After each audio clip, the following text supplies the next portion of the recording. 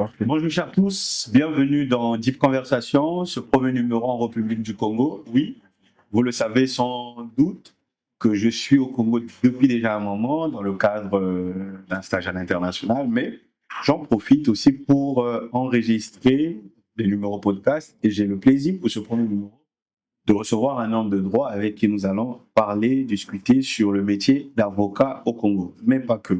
Il a énormément de bonnes nouvelles à nous apporter en ce qui concerne ce métier, mais aussi en ce qui concerne l'avenir d'un certain secteur stratégique de notre pays, économique de notre pays. J'ai le plaisir de recevoir pour vous, pour ce premier numéro, en République du Congo, Maître Armand Malonga, Hérode Armand Malonga. Bonjour. Exactement. Bonjour, monsieur Tikaye. Pas si j'ai pas écorché. Non, c'est bon, la prononciation a été très très bonne. Merci.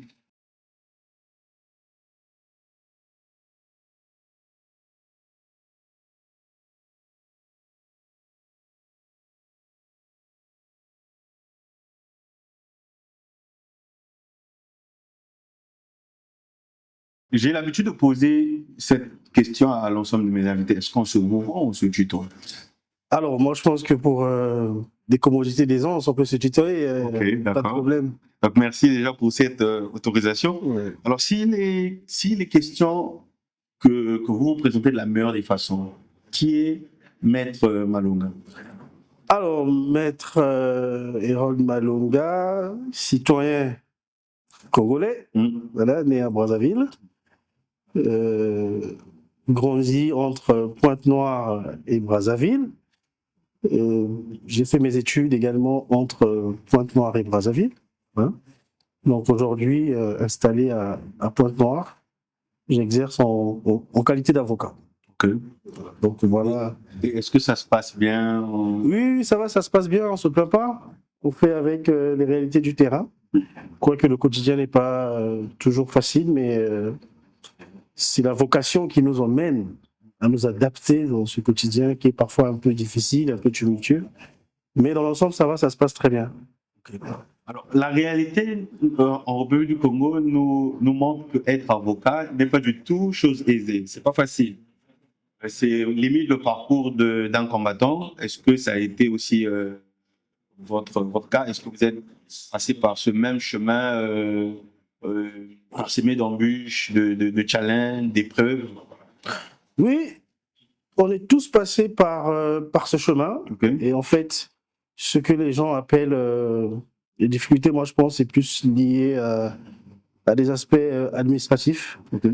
Étant donné que entre la fin de la formation à l'école d'avocat, donc à l'ENAM, et l'entrée à proprement parler dans la profession par le moyen de l'inscription à un barreau du choix que vous faites, il y a une forme de lenteur administrative qui peut parfois prendre entre le moment où vous sollicitez votre inscription et le moment où celle-ci est effective. Il peut s'écouler parfois une année, voire deux, le temps de pouvoir examiner votre dossier, de pouvoir dérouler toute la procédure. Et donc cette phase-là crée parfois une certaine incertitude chez les requérants, voilà, ceux qui veulent s'inscrire pour exercer en qualité d'avocat. Mais sinon, après, lorsqu'on dépasse ce cap, les choses vont très vite parce qu'on a les pieds à l'étrier, on prête serment et on commence à exercer. Est-ce que ces réalités vous ont donné de l'envie, par exemple, d'abandonner, de se dire que il y en a trop là? Non. Moi, j'étais focus sur... J'étais focus parce que moi, à la base, la volonté d'être avocat, je ne dirais pas comme tout le monde. Okay. Il y a d'aucuns qui vous diront que moi, c'est une vocation, c'est un tel qui m'a inspiré et tout. Donc, moi, c'est pas le cas. Je suis rentré dans la profession d'avocat dans un tout autre schéma. Donc, j'ai commencé à travailler en cabinet et au titre donc de cette immersion, j'ai pu évaluer donc mes aptitudes et c'est donc fort de la conviction de considérer que j'étais suffisamment aguerri et que j'avais les atouts pour. C'est donc dans ces conditions que j'ai décidé de devenir avocat. Alors, quel a été ton parcours? Alors, mon parcours, après mes études universitaires... Non, avant. Déjà, le parcours vos études universitaires, peut-être même du lycée. Alors, question un peu de comprendre le personnage. Voilà. Alors, je fais une partie de mon primaire à Brazzaville, Ok. école primaire de Mafuta. Ok. Donc, je pense que là-bas, j'ai fait le CP1, CP2. Après, il y a eu les événements de 97. Donc, nous sommes réfugiés à Pointe-Noire. À Pointe-Noire, donc, j'ai fait tout mon cursus du primaire à l'école publique Ndakasusu, Ok. Pointe-Tchétché. Et ensuite, je me suis inscrit au lycée. Je crois que c'était le collège 30 mars. Ok. Le collège 30 mars, où j'ai fait donc tout mon collège. Après le collège 30 mars, je me suis donc inscrit au lycée Victor Augadure. Donc c'est une fois que j'ai terminé mon lycée que je suis donc allé m'inscrire à Mariangolé. Déjà, dès le lycée, il y avait cette projection. Non. Dès le lycée, je n'avais pas cette projection de devenir avocat. J'avais juste une certitude. C'était le fait que j'avais une certaine aisance Dans la en ce qui, peut-être pas dans la prise en parole, tout ce qui était matière littéraire, voilà, histoire, géographie. Et j'ai d'ailleurs une anecdote. Mes études de droit également, c'est pas d'entrée de jeu que j'avais décidé de les faire. En réalité, je me suis retrouvé à la fac de droit par accident. Ok. Parce que, Accident, comment expliquer? ouais, parce que quand j'ai satisfait à mon bac, donc fort de mes relevés de notes, un grand frère décide donc de m'orienter à la faculté de lettres pour que j'y aille faire histoire, je pense, c'était histoire, non, sociologie. Ok. Donc j'ai pris mon inscription en sociologie, j'ai fait la demande en sociologie, mais le service d'orientation donc de l'université, fort des notes d'admission au bac, a décidé de m'orienter en histoire, ce qui n'était pas mon choix. J'ai donc sollicité de faire une permutation avec un autre étudiant qui était qui voulait venir, qui était en histoire, qui voulait venir en sociologie. Donc tous les deux, nous sommes allés rencontrer le doyen et nous avons posé la problématique, mais malheureusement le doyen n'a pas accédé à notre demande. Il a dit, écoutez, si vous n'entendez pas poursuivre vos études par rapport à votre orientation, libre à vous de décider. Et c'est dans ces conditions-là que j'ai estimé que je ne pouvais pas, voilà, poursuivre des études dont je n'avais pas émis le souhait. Et j'ai pris donc l'initiative de m'inscrire à la faculté de droit. Donc c'est comme ça que j'arrive à la faculté de droit. Et quand j'y arrive, je retrouve tous mes amis de lycée et je me sens tout de suite adopté. Et c'est comme ça que j'ai fait mon parcours dans les études de droit. Et vous êtes passé de la faculté de droit où tout de suite le droit se présente à vous. Est-ce que vous vous êtes dit, tiens, c'est la chose qui me manquait? Oui, tout de suite, j'ai senti une forme de continuité dans la qualité des enseignements. Okay. Pourquoi? Parce que très tôt dans mes études au lycée, j'avais vraiment ce penchant-là pour tout ce qui était sciences humaines en tant que telles, histoire, géographie. Je me sentais très bien à l'aise avec ces matières. Et donc, quand j'arrive à la faculté de droit, c'est encore plus vivant. Voilà, donc du coup, on avait des notions qui étaient pas du tout abstraites. On touchait carrément la réalité des institutions. Et à partir de ce moment, j'ai compris que c'était là ma place.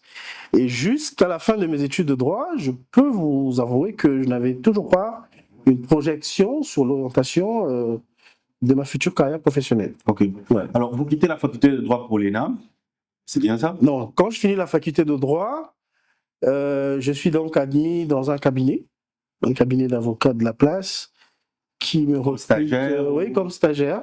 Et donc, c'est un environnement de travail très, très, très stimulant. Il y avait beaucoup à faire. Et tout de suite, j'ai trouvé ma place dans ce cabinet. J'ai travaillé, je dirais, à la limite, pour moi, c'était pas comme un stage parce que les responsabilités qui m'étaient confiées allaient au-delà de ce qu'on pouvait confier à un stagiaire. Donc, cette expérience m'a permis de pouvoir évaluer mes capacités professionnelles, humaines, afin de pouvoir embrasser donc la profession d'avocat.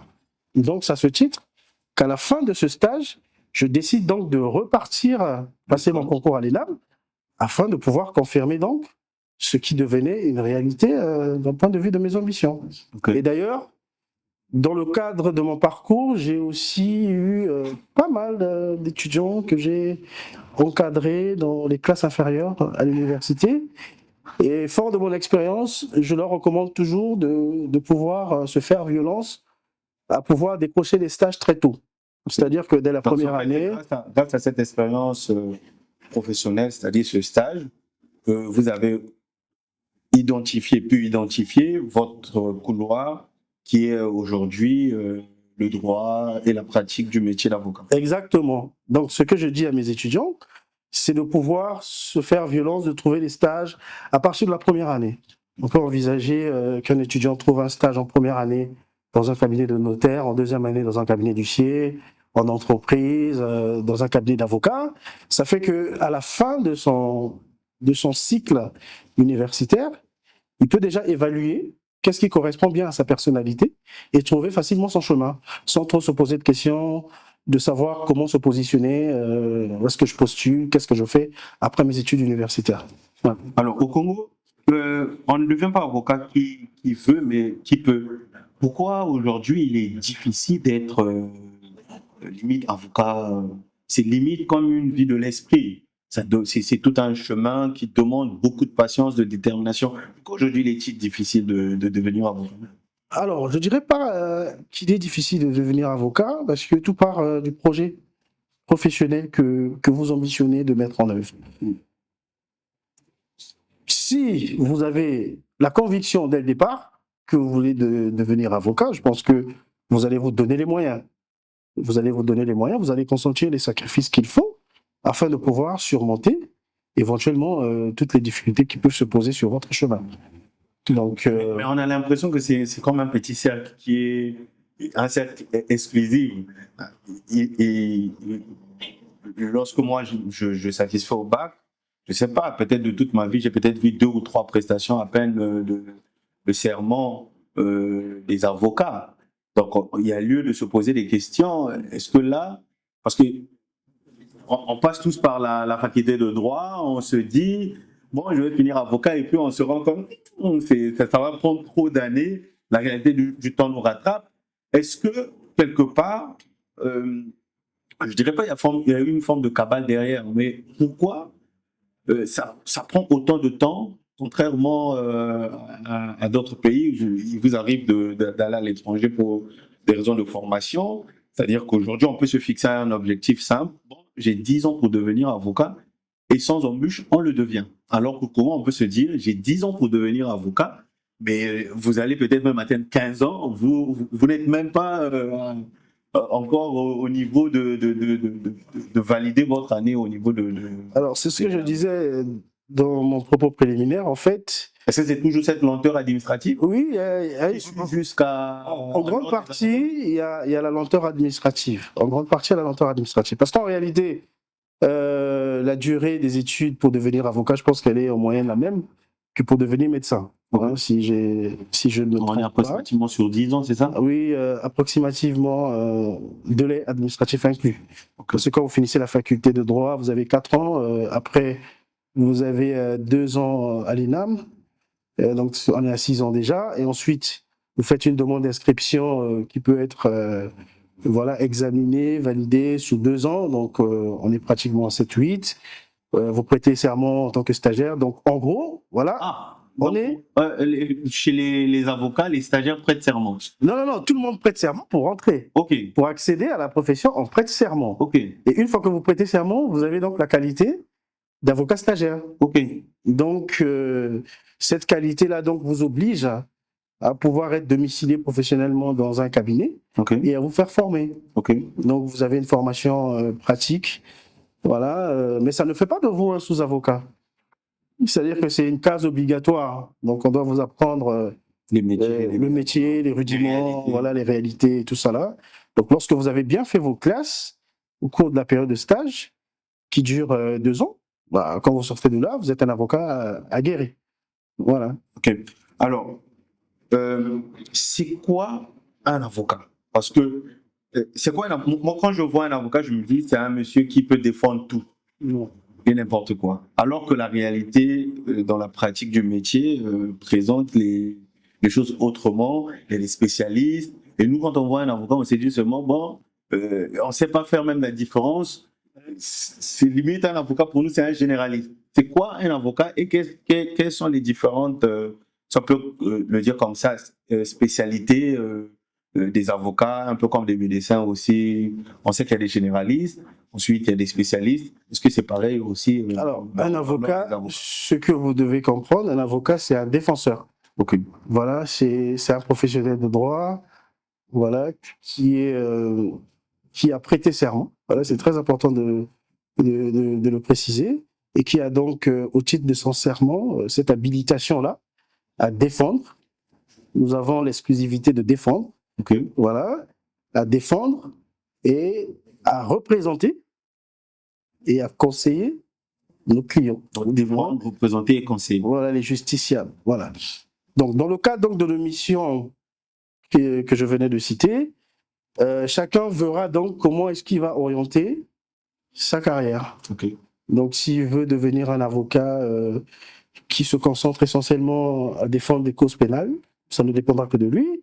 S'il veut devenir un avocat qui va essentiellement se concentrer à défendre sur le terrain du droit de la famille, du droit des sociétés, du droit du travail, tout dépendra que de lui. Ok. Voilà. Bon, ici, en République du Congo, nous avons un tissu économique qui n'est pas suffisamment dense. Donc, cette précarité-là fait à ce que nous puissions un peu embrasser toutes les matières, voilà, et de donner la possibilité donc aux justiciables, aux clients, de pouvoir avoir facilement accès à un avocat. Parce que si tout le monde se spécialise dans des domaines assez pointus, je pense que il n'y aura plus des avocats pour régler, voilà, les petites situations qui peuvent se poser dans le cadre, par exemple, du droit de la succession, droit de la famille, ainsi de suite.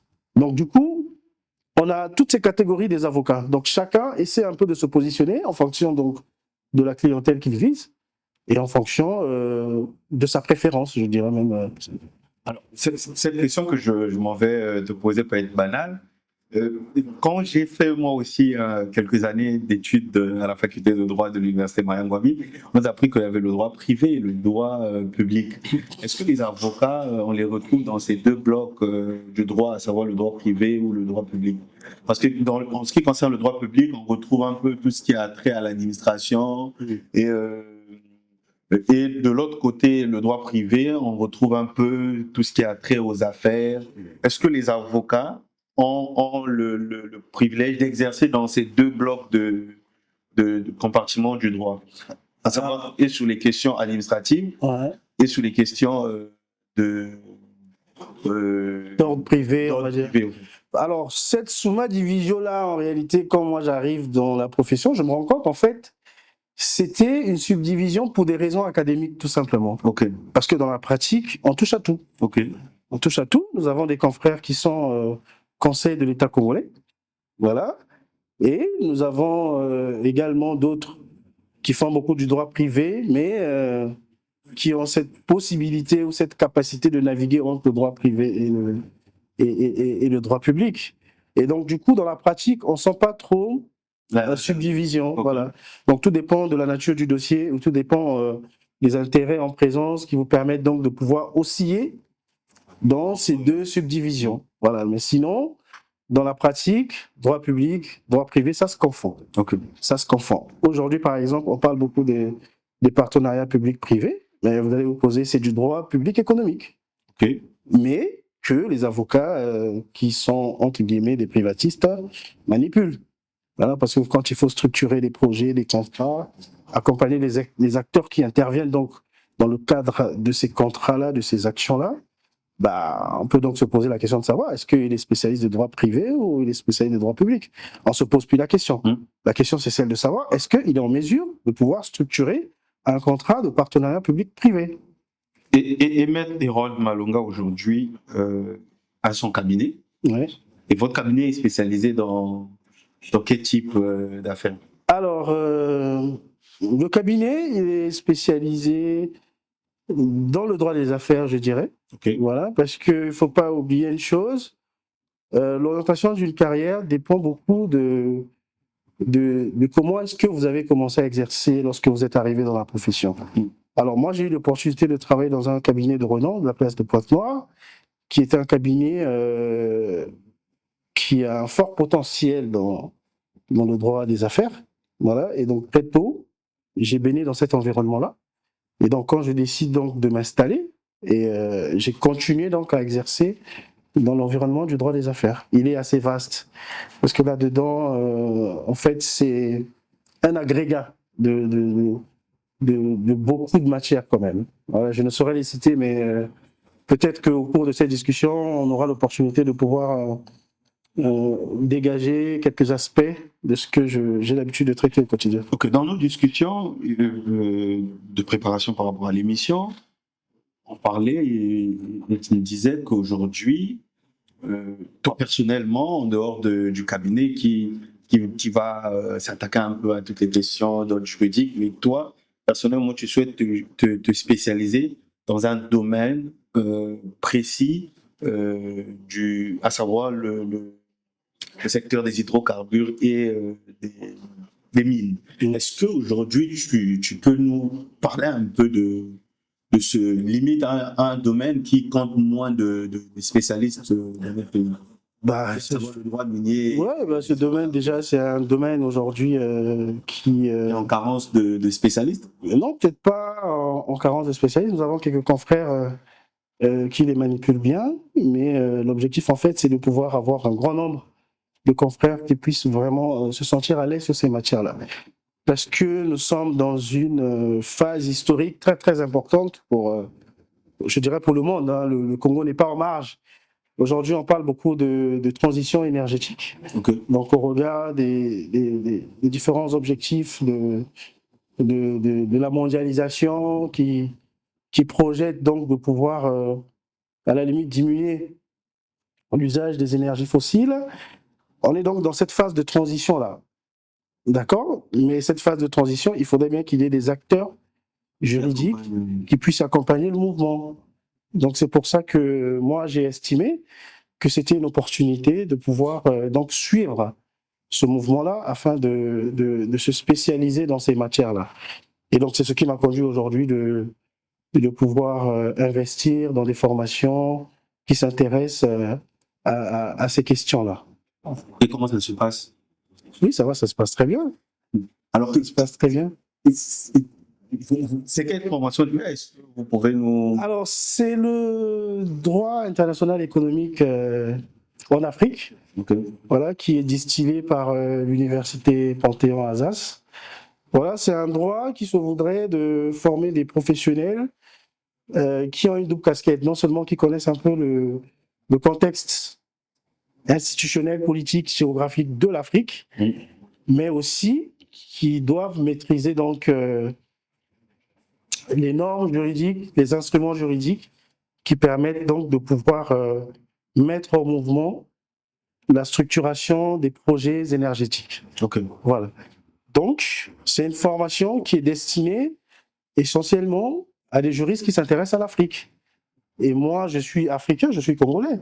Donc, naturellement, lorsqu'on parlera des questions de transition énergétique, lorsqu'on parlera des questions d'investissement en Afrique, aussi bien en matière d'hydrocarbures, de mines ou d'infrastructures, je me sens légitime de pouvoir intervenir sur ces questions-là. Oui. Donc, c'est ce qui justifie aujourd'hui ma volonté à pouvoir embrasser ces formations, ces spécialités, afin que nous ne puissions pas avoir des personnes qui viennent plaider pour nous par procureur. Nous devons être au centre du débat, au centre de ces questions, au centre de ces problématiques, afin de pouvoir apporter des solutions adaptées à notre contexte, à notre environnement socio-économique. Okay. On va aller un peu en profondeur par rapport à la pratique de ce métier, en l'occurrence, en ce qui te concerne. Est-ce que tu as déjà été exposé à des réalités un peu compliquées?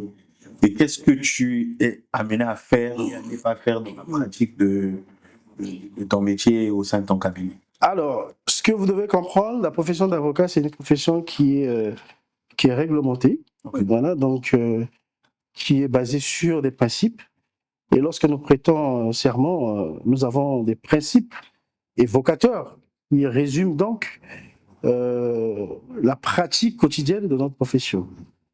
Voilà, donc je m'engage à exercer avec conscience, humanité. Voilà, donc conscience, humanité, probité, voilà, il y en a 4. Et donc, tout le long de l'exercice de notre profession, ce sont ces principes-là qui sont le fil conducteur. Ce sont ces principes-là qui sont le fil conducteur. Donc, la probité, c'est quoi? La probité, c'est de pouvoir être quelqu'un de correct vis-à-vis des clients, vis-à-vis des institutions, vis-à-vis des magistrats. La conscience, c'est de pouvoir exercer la profession avec une certaine finesse, voilà, de pouvoir accepter ou pas des causes qui sont contraires à notre éducation. Donc voilà, si vous me dites par exemple de prendre des dossiers de viol sur mineurs, moi je vous dirais non. Mais il y a certains de vos confrères qui... Oui, qui peuvent les prendre, voilà. Une question que j'allais poser. Vous parlez de probité, vous parlez de... Et vous avez déjà détaillé en disant qu'il faut être correct. Voilà. Mais lorsque, dans la pratique toujours de l'exercice d'avocat, il vous arrive de connaître, avant même que le jugement soit rendu, Non. avocat, Mais déjà, le client, avant qu'on se retrouve devant le juge, voilà, il y a une consultation préalable. Voilà. Donc, au cours de la consultation, le client va vous exposer ce pourquoi il vient vous voir. Mais pourquoi, malgré ça, on est amené à défendre parfois l'indéfendable? Mais c'est ça l'indépendance de l'avocat. C'est-à-dire, c'est aussi cette capacité à pouvoir défendre des causes sans être influencé. Après, chacun il est libre. Donc, l'indépendance, elle est confrontée donc à ce que nous appelons la clause de conscience. Autant, vous avez cette liberté, cette possibilité-là de pouvoir défendre une cause, mais après, la question qu'il faut se poser, est-ce que la cause que je vais défendre ne me pose pas de problème de conscience? Moi, personnellement, mon indépendance ne peut pas me permettre de défendre un dossier d'un viol sur mineur, parce que j'estime que j'ai des enfants en bas âge qui peuvent aussi être victimes d'une certaine manière de ces pratiques barbares. Donc, d'un point de vue de ma conscience professionnelle, c'est des dossiers que je n'accepte pas de défendre parce que je me sens... ça va à l'encontre des valeurs que je prône dans la société. Mais il y a vos confrères qui... Voilà, il n'est pas exclu, voilà, que ces personnes-là puissent être défendues, et il n'est pas aussi exclu que les confrères estiment pouvoir prendre ce genre de dossier. Après, tout dépend quelles sont leurs convictions, voilà. Ok. Donc, en dehors, par exemple, de ce type de dossier qui arrive, que tu rejettes, il y en a d'autres. La dernière fois, on discutait et tu disais les affaires liées à la famille, je ne touche pas aussi. Oui, mais non, ouais, c'est un choix. Après, moi, j'ai des confrères qui ont des procédures, qui défendent leurs femmes, leurs trucs et tout machin. Alors moi, c'est un choix personnel. J'estime que bon, si c'est un dossier qui implique un membre de ma famille, à la limite, je vais l'orienter auprès d'un autre confrère, quitte à ce que je puisse supporter une frais des honoraires pour lui permettre de s'assurer une défense. C'est tout simplement aussi pour éviter qu'il y ait des approches au sein de la famille pour dire que le dossier a été mal géré, Maître Hérol, il est responsable de ce qui est arrivé, ainsi de suite. Voilà, donc c'est cette prudence-là qui permet donc de pouvoir entretenir des bonnes relations avec tout le monde. Et pourquoi les avocats coûtent cher? Alors, je dirais pas. Est-ce que les prix au sein des cabinets d'avocats sont standardisés ou bien chaque cabinet... Non, les prix sont ne sont pas standardisés. Ok, donc selon le prestige du cabinet, chacun est amené à fixer ses prix. Et très souvent, on ne se permet pas de prendre des avocats. Très souvent, on règle nos problèmes à l'amiable. Pourquoi avoir peur de prendre les avocats? Et surtout, la réalité est là. Les avocats coûtent très cher. Alors, vous devez comprendre une chose.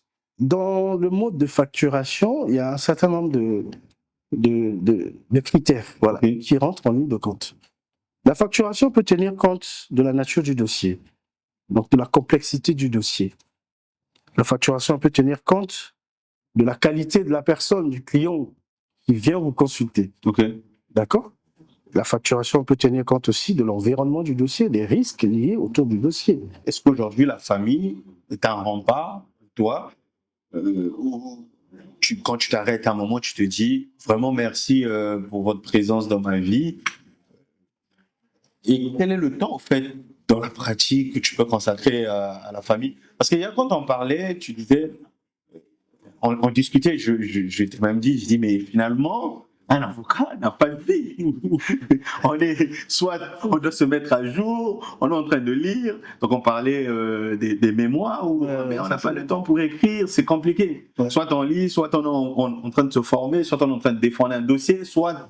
Et si on ne se donne pas ces temps-là, on passe à côté des opportunités. Et la famille dans tout ça? Alors, moi, ce que je peux dire par rapport à la famille, la famille, c'est quelque chose de très important pour moi parce que quand je rencontre mon épouse, c'était à une phase charnière. C'était juste avant ma prestation de serment. C'est à ce moment-là que je la rencontre. Et donc, elle m'accompagne donc dans le processus de la prestation de serment. Et je crois 1 année ou 2 ans après, nous sommes mariés. Et à ce moment-là, nous avons donc créé notre environnement de vie. Nous avons commencé à avoir des enfants. Et donc, du coup, c'est celle qui fait le travail dans l'ombre. Voilà, donc qui consiste à équilibrer tout le monde, moi, les enfants, y compris elle-même, et donc à nous donner ce cadre de vie qui devient en quelque sorte comme un repère pour nous tous. Donc moi, elle, les enfants. Donc ça fait que j'essaie de m'arrêter à un certain moment aussi, donc pour participer à la vie de famille. Voilà, donc une anecdote, chaque matin, c'est moi qui apprête les enfants pour aller à l'école. Voilà. Donc je les réveille. C'est ton engagement Oui, c'est mon engagement. Elle, le soir, elle apprête les affaires, les habits et tout. Et moi, le matin, je me lève, je les habille, j'apprête les goûters. Et quand je peux, en fonction de mon agenda, je les dépose. Voilà, donc on essaie un peu d'être présent parce que ce sont des moments très, très, très importants. Et puis les enfants, ça grandit très vite. Donc si on reste focus que sur le travail, on passe à côté de beaucoup de choses. Voilà, donc j'essaie de me donner cette exigence-là, à être présent auprès de ma famille. Et je sais m'arrêter. Voilà. Dès qu'il est 18h, quand je rentre à la maison, je ne parle plus des dossiers. C'est exceptionnel, je me consacre à la famille, il y a plein de trucs à faire avec les enfants, il faut voir les devoirs, il faut discuter avec eux, ainsi de suite. Donc il y a toujours un moment qui est consacré pour la famille. Et avant, je travaillais les week-ends, mais j'ai arrêté aussi de travailler les week-ends parce que c'est le seul moment où, en fait, on a le temps, voilà, d'organiser un peu tout ce qui doit se faire au niveau de la maison et tout, gérer un peu les courses de la famille, ainsi de suite. C'est important. C'est un rempart, un bon rempart. Et en plus de tout ce que vous avez présenté tout au long de cette émission, vous êtes aussi dans la transmission. Et il vous arrive de former. Et les personnes à former, vous en avez formé énormément. Il y a même une qui vous a dédié, vous a cité dans son ouvrage. C'est bien ça, sauf erreur de ma part. Je sais pas, ils sont tellement nombreux. Donc, lorsque je préparais l'émission, on m'a fait savoir qu'il y a une certaine maître Mathilde. Ah oui. Je ne sais pas si c'est une femme. Oui, c'est une femme, oui, c'est une consoeur. Le parcours de l'élève avocat au Congo qui a fait mention de vous dans le livre.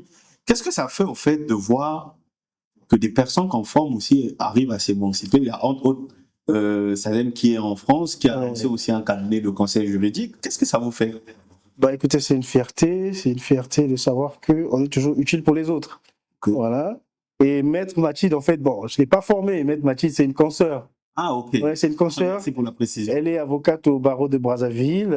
C'est une consoeur avec qui j'entretiens des très bons rapports. Alors, l'histoire de ce livre découle, je pense, à l'issue de son admission à l'ENAM. Okay. Parce que l'information sur l'admission à l'ENAM n'est pas tellement véhiculée. Donc, du coup, on ne sait pas trop comment se référer pour savoir un peu même en ce qui concerne les formalités préalables sur la constitution du dossier et ainsi de suite. Donc elle avait estimé pour elle que c'était important de sortir cette brochure-là et de pouvoir donc faire un condensé, voilà, de toute la procédure, aussi bien l'entrée, la formation et la sortie. Et à cette occasion-là, elle m'avait donc sollicité pour lui donner des éclaircissements. Bon. Je l'avais fait de gaieté de cœur, hein, sans pourtant attendre quelque chose en retour. Et j'étais content de savoir qu'elle m'avait formellement remercié Dans le livre. dans le livre. Parlons- C'est toujours une fierté. Ouais. C'est important. Parlons de transmission. Que signifient les initiales LKM pour vous? Alors, LKM, c'est Maître Lionel Kalinaminga. Ok. Voilà, donc c'est cet avocat-là qui m'a formé, qui m'a mis le pied à l'étrier.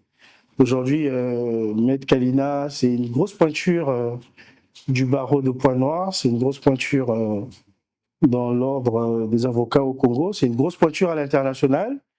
C'est un avocat chevronné, voilà, qui a son actif à plusieurs grands succès dans des grands dossiers. Et donc j'ai fait mes classes auprès de lui. Donc aujourd'hui, il est une référence pour moi, voilà, dans ma façon de travailler, dans ma façon de faire, dans ma rigueur professionnelle. Donc je suis sur ses pas, voilà, je vais dire ça comme ça. Alors, vous avez formé plusieurs personnes, mais en l'occurrence, moi, quand je fais mes recherches, on me dit que vous avez 2 filleuls, que vous avez énormément mis en avant, donné vraiment de votre personne, à savoir Maître Bayonne, Jordi Bayonne, Ouais. et Maître Sadem Kinkoda. Ouais, Pourquoi, Kikoda, ouais. voilà. Pourquoi particulièrement ces 2 personnes? Est-ce que vous avez retrouvé un peu de votre personne lorsque vous aussi vous passez par ces mêmes réalités, ou bien vous avez vu en eux des jeunes très engagés et qui, demain après demain, peuvent vous représenter valablement le métier Alors, j'ai cette capacité-là d'avoir un contact humain assez facile, assez direct. Ok. Et ça me donne donc cette possibilité de pouvoir faire une lecture, voilà, sur un individu, sur une personne. Et Sadem, c'est un garçon qui a toutes les qualités pour réussir. Et je pense même la trajectoire de son parcours aujourd'hui est beaucoup liée à son caractère. Voilà. Il est comment? Non, Sadem, c'est quelqu'un de résilient, quelqu'un de disponible. C'est-à-dire que tu peux le pousser dans ses retranchements, il ne va jamais rompre. Il est comme un roseau, voilà. Et ce sont des qualités humaines qui sont très rares. Parce que le secret de l'apprentissage, c'est ça. Est-ce que vous voyez un peu en lui, raison pour laquelle... Moi, je m'identifie beaucoup en lui. Ok. Et c'est ça qui m'a donné cette volonté à pouvoir l'accompagner à un certain moment de sa vie. D'ailleurs, Aujourd'hui- c'est même lui qui a milité à ce qu'on ait cette émission. Parce que Voilà, pour par lui, exemple. il était vraiment important quand Voilà, il connaissait un peu. C'est une forme de reconnaissance pour lui. Il s'est dit, bon, écoute, je n'ai rien à t'offrir, qu'est-ce que je vais te donner? Je te donne juste l'opportunité de nous parler rentrer un en peu. contact avec monsieur Tikaya dans le cadre de son podcast. Et j'étais très ravi. C'est vrai qu'on s'est loupé à Paris, mais aujourd'hui, ça se fait. Et donc, lui, c'est quelqu'un avec qui j'ai des très bons rapports jusqu'aujourd'hui. Et ce qu'il devient, je suis très fier, je suis content. Et parfois, moi-même, je n'en reviens pas. C'est donc lui qui me présente Jordi. C'est Sadem qui me présente Jordi parce que je ne le connais pas à la base. Et Jordi également, c'est quelqu'un qui a à peu près les mêmes valeurs que Sadem, les mêmes caractéristiques que Sadem. Et donc Jordi, aujourd'hui, il est à l'ENAM. Il a eu son concours à l'ENAM. Le cabinet Pour être lui est... aussi avocat. Oui, pour être aussi avocat, le cabinet lui est ouvert. Donc toutes les fois qu'il veut, il vient en imprégnation au cabinet. Je le fais travailler sur des dossiers et je pense que il est prêt à pouvoir embrasser cette profession avec succès. Alors, mais il y a une question qui m'a échappé, parce que là, on parle limite un peu de transmission, mais dans la pratique du métier, il y a une question qui m'a échappé, et là, la question me revient. Quelle est la différence entre un avocat, un bâtonnier, un juge, un greffier? Et est-ce qu'il y a encore d'autres sous-corps de ce métier-là qu'on retrouve un peu, qu'on peut retrouver au sein d'un tribunal? Voilà. Bon, alors, déjà, dans mon propos préliminaire, je disais que l'avocat, c'est le défenseur. Ok. Voilà, donc lui, il est là pour porter les causes de ses clients, les défendre, les conseiller, les représenter, les assister. Ok. Alors, le juge, lui, c'est un professionnel de droit qui est chargé donc de trancher les litiges. Ok. Donc, on lui soumet à l'appréciation deux cas de figure, deux approches. Et lui, il va donc choisir la solution qui se rapproche le plus de la règle de droit. Le greffier, lui, c'est un professionnel qui fait du secrétariat au niveau du tribunal. Voilà. Ah, ok. Et le bâtonnier? Alors, le bâtonnier, c'est une fonction. Ok. C'est une fonction qu'on accède à l'issue donc d'un vote de l'Assemblée générale élective des avocats, qui le désigne donc comme bâtonnier. C'est le représentant des avocats. Dans le bâtonnier, c'est le représentant des avocats. C'est ça. On est tellement nombreux que voilà, il faut avoir un référent Ok. auprès de qui s'adresser lorsqu'il faut véhiculer. C'est le bâtonnier qui a le pouvoir de radier ou pas? Non, le bâtonnier n'a pas le pouvoir de radier tout seul. Mais il radie les avocats? Il y a ce qu'on appelle un conseil de discipline qui est là. Ok. Voilà, il y a un conseil Qui est présidé par... qui est présidé par le bâtonnier. Ok. Voilà, il y a un conseil qui est là. Donc, lorsque un avocat fait l'objet donc d'une réclamation, d'une plainte, de quelque nature qu'elle soit, il passe donc devant le conseil. Les plaintes peuvent venir des collègues avocats ou bien même... Les plaintes peuvent venir des justiciables, Ok. des magistrats, ou encore du commun de mortels à la cité. Est-ce qu'un juge est quelque part avant tout d'abord un avocat? Ou bien... Non. Le juge ne remplit pas les fonctions de l'avocat. Ok. Le juge, lui, il est là pour trancher. Le juge, il est là pour trancher. Mais est-ce qu'on peut passer par le parcours d'un avocat et puis par la suite devenir juge? Alors, déjà, dans le parcours académique, dans le cadre de la formation, il y a des matières que nous faisons ensemble. Ok. Parce que vous avez la filière barreau et la filière magistrature. Ok. Donc, il y a des formations. Maintenant, à la sortie, c'est là où se crée donc cette différence. La division. Okay. Voilà. Maintenant, si vous voulez savoir si un juge peut devenir un avocat, tout comme un avocat peut devenir un juge, oui, les passerelles existent administrativement. Okay. Et là, on essaie de concevoir les admissions dans les deux corps par équivalence d'expérience. Ok. Voilà. Alors, on a énormément parlé de droit, on a énormément parlé de justice. Et si on parlait des choses ou d'une personne qui ne touche pas au droit, on m'a parlé d'une certaine Sylvie Nicole Mouilleket. Sylvie Nicole Mouilleket. Elle représente quoi pour vous? Maître Sylvie Nicole Mouilleket, déjà nous on l'appelle maman. Voilà. Naturellement, nous l'appelons maman.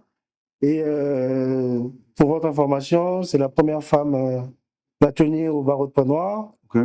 Voilà, c'est une dame qui a une très grosse carrière dans le métier, dans la profession, qui porte les causes de la profession avec beaucoup de rigueur. Voilà.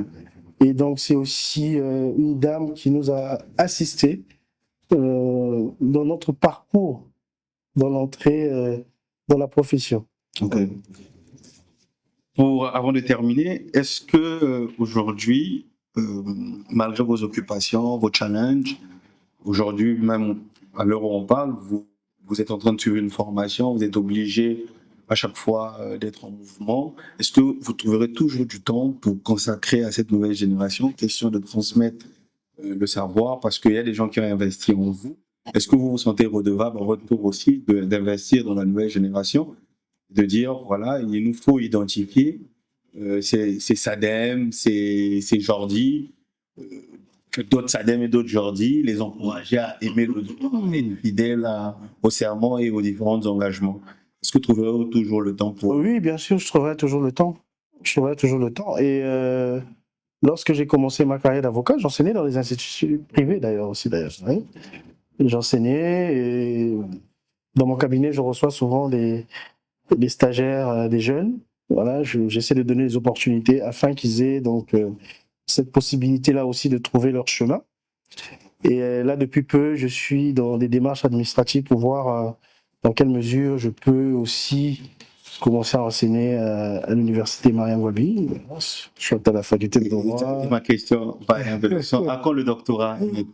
Alors, le doctorat, à dire vrai, ça ne m'intéresse pas trop parce que ce que je fais dans la pratique, voilà, c'est c'est beaucoup plus dense, c'est beaucoup plus vivant, voilà. Le doctorat, bon, ce sont des recherches scientifiques sur des thématiques de votre choix. Après, c'est une accréditation, or qu'aujourd'hui, avec ma formation initiale, ma pratique et mes formations complémentaires, personnellement, je trouve pas l'intérêt de faire un doctorat, hein, si ce n'est pour le prestige. Si ce n'est pour le prestige. Ok, donc j'ai 4 questions avant qu'on termine. La première des 4. Est-ce que nous avons une batterie juridique pour répondre aux besoins du marché par rapport au domaine des hydrocarbures et des mines au Congo? Ou bien il y a beaucoup à faire?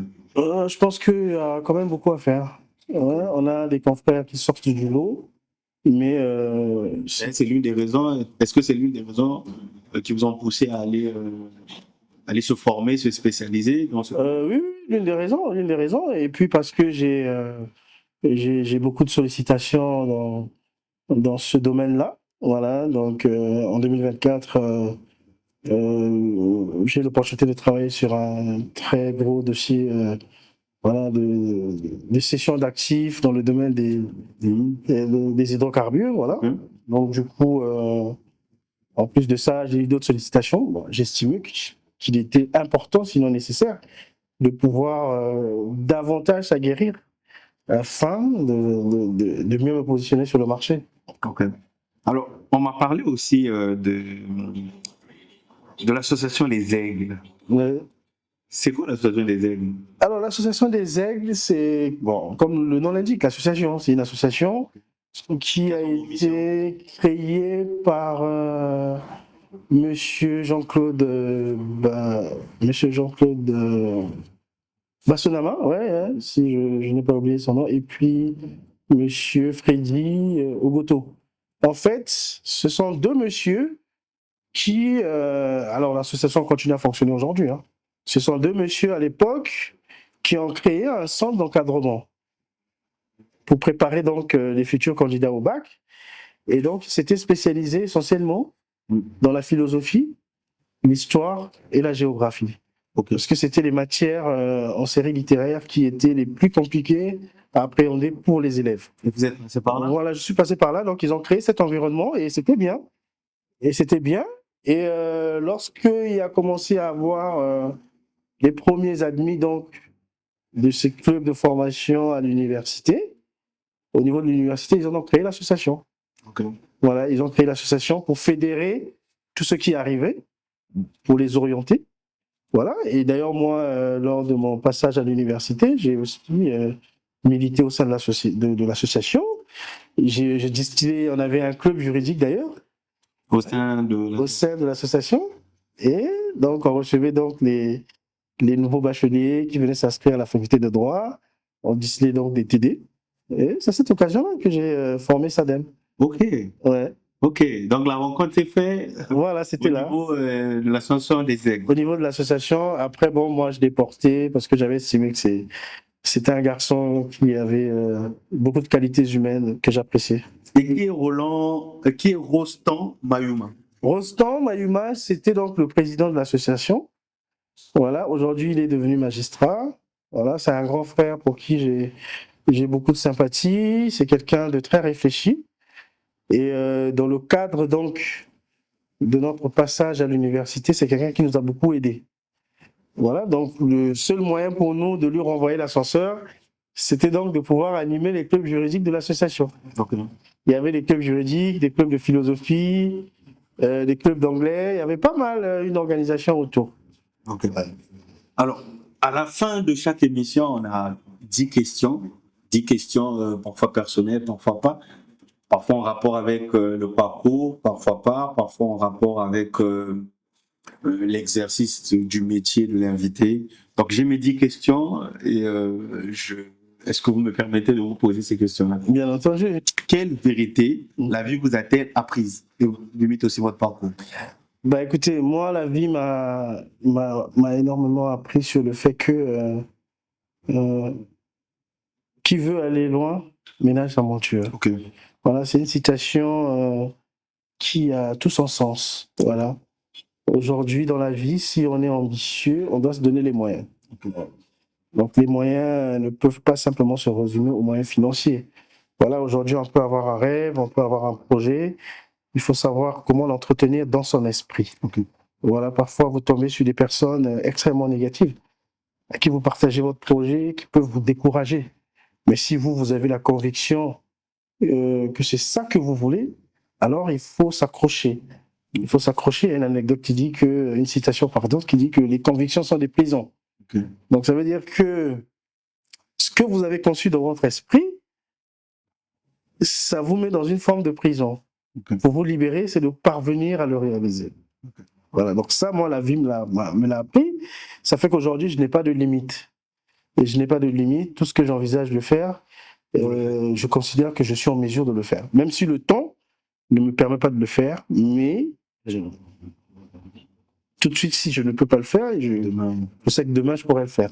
Quelle est la partie de vous-même que vous êtes encore en train de guérir aujourd'hui? De guérir. Alors, la partie de moi-même que je suis encore en train de guérir, je pense que j'ai une forme de revanche sur la vie. C'est de pouvoir toujours exceller. Voilà, parce que dans mon parcours, ça n'a pas toujours été facile. Les gens n'ont pas souvent cru à mon potentiel, à ce que je représentais. Donc aujourd'hui, pour moi, ma guérison, c'est de pouvoir avancer, exceller. Voilà, et lorsque j'excelle, lorsque j'avance, ça me donne une forme de satisfaction, voilà, qui me pousse à réaliser ou à considérer que tout est possible. Et à renvoyer un message à toutes les personnes qui ont douté de moi. Ouais. Quand personne ne vous regarde, qui êtes-vous vraiment? Quand personne ne me regarde, qui je suis vraiment, je suis quelqu'un sans histoire. Quel est le prix invisible que tu as payé pour devenir la personne que tu es aujourd'hui? Le prix invisible, c'est beaucoup de sacrifices. Je suis quelqu'un, je ne m'extériorise pas beaucoup. Je ne me plains pas, je ne me confie pas assez aussi. Donc, il y a beaucoup de réalités, beaucoup de situations que je prends sur moi. De combats intérieurs, peut-être? Oui, des combats intérieurs, des frustrations, voilà, que je prends sur moi. Et donc, je fais preuve de cette résilience qui me permet d'avancer malgré tout. Est-ce que as-tu déjà eu peur de ne jamais devenir celui que tu es en train de devenir? Non, c'est comme j'ai dit, j'ai pas de limite dans mon esprit, j'ai pas de limite dans ma tête. Ce que je pense devenir, je le deviendrai. Ok. Alors, quelle est la chose que les gens admirent chez toi sans connaître le combat qu'il y a derrière? Peut-être quelqu'un se dira, j'aimerais être comme Maître Malonga, ou j'aime comme Maître Malonga est bien habillé, j'aimerais avoir... Après, bon, les gens, ils ont beaucoup de stéréotypes sur moi, ils se disent, il est trop jeune, il va trop vite. En combien de temps il a pu arriver là où il est? Est-ce qu'il n'a pas brûlé les étapes? Est-ce que tu as brûlé? Est-ce qu'il ne va pas s'arrêter quelque part? Moi, je me pose la question, est-ce que tu as brûlé les étapes? Est-ce que tu vas t'arrêter quelque part? Non, j'ai pas brûlé les étapes, c'est ce que j'ai dit. Moi, mes convictions sont mes prisons, en fait. Okay. Donc, toutes les fois que je réalise un projet, que j'avance, c'est une partie de moi qui se libère. Et est-ce que tu vas vite? J'estime que je vais pas vite, mais je vais bien. Okay. Voilà. C'est ceux qui me voient à l'extérieur qui estiment que je vais vite. Mais moi, de l'intérieur, je sais que je suis en train d'appliquer un schéma. Ok. Et quelle est la rencontre qui a changé ta vie? La rencontre qui a changé ma vie? Mon épouse. Oui, mon épouse m'a apporté ce que j'ai toujours voulu avoir, une vie de famille. Voilà. Est-ce que tu as un message pour elle? Chérie, si tu suis cette vidéo, je t'aime beaucoup, je te fais des gros bisous. Que aimerais-tu que tes enfants, les proches et même cette génération retiennent de ta vie, de ton parcours? Demain, il arrivait que, puisque nos traces, on est tous des pèlerins sur Terre, il y a des gens qui demain après-demain pourront nous prendre comme modèle. Que aimerais-tu qu'on retienne de toi? Ce que j'aimerais qu'on retienne de moi, c'est que je suis quelqu'un qui aime le travail, qui aime me battre. Voilà. Qui ne sait pas s'arrêter tant que c'est pas fini. Et c'est ça. Et un conseil à ta version de toi-même qui était perdu, blessé, qui peut-être voulait abandonner quelque chose. Je sais que tout au long du parcours, il y a toujours des moments comme ça. Quel est le conseil que tu peux te donner à toi-même? Et on fait la dernière question. Que aimerais-tu que ton nom représente dans l'esprit des gens? Bah, mon nom représente quoi? Le travail, tout simplement. La rigueur, voilà. L'humanité. Voilà. Essentiellement ça. Hein. Et un message à ton toi, Un message à mon moi. Aujourd'hui, je prends de l'âge, je prends de la maturité. Je relativise sur beaucoup de choses. Je ne suis plus intransigeant comme je l'étais il y a quelques temps. Hein. Donc, c'est de profiter de chaque instant. On arrive à la fin de cette émission. Peut-être que tu as quelque chose à nous dire et qu'on a oublié tout au long de l'émission, qui était important pour toi, peut-être un message, mais on n'a pas pu aborder la question tout au long de l'émission. Est-ce que tu as un message ou une information ou un fait à nous présenter? Non, pas essentiellement. Okay.